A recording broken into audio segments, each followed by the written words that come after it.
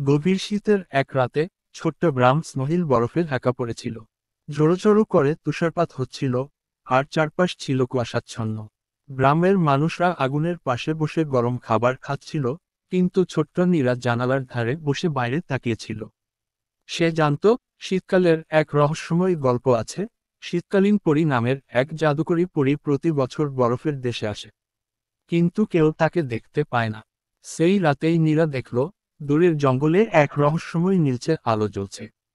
তার কৌতূহল চেপে রাখতে পারল না, গরম শাল জড়িয়ে সে বেরিয়ে পড়ল। বনের মধ্যে ঢুকতেই হালকা স্নিগ্ধ বাতাস বইতে লাগল। নীরা অবাক হয়ে দেখল, বরফের ওপর চিকচিকে সোনালি ধুলো ছড়িয়ে আছে।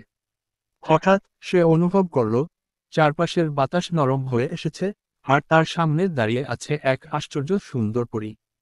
পরীর গাঢ় নীল পোশাক ছিল, তার ডানা ছিল বরফের মতো স্বচ্ছ, আর সে মৃদু হাসছিল। পরী বলল, আমি শীতকালীন পরী। তুমি কি জানো শীতকালের আসল সৌন্দর্য কি? নীলা বলল, বরফের শুভ্রতা। পরী মাথা নাড়ল, না, আসল সৌন্দর্য হলো উষ্ণতা। যে ভালোবাসা আমরা শীতের রাতে একে অপরকে দিই, সেই উষ্ণতা বরফকেও জয় করতে পারে। তারপর পরী একটা ছোট্ট বরফের কণার মতো কিছু নীলার হাতে দিল।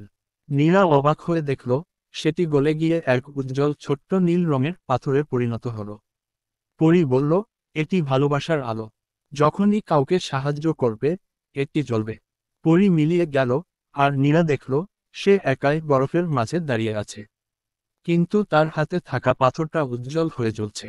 পরদিন নীলা গ্রামের এক গরিব বৃদ্ধার জন্য খাবার নিয়ে গেল। অবাক হয়ে দেখল, তার পাথর সত্যিই আলো ছড়াচ্ছে। তখনই নীলা বুঝল, শীতকাল শুধু ঠান্ডার নয়, বরং একে অপরকে সাহায্য করার সময়ও।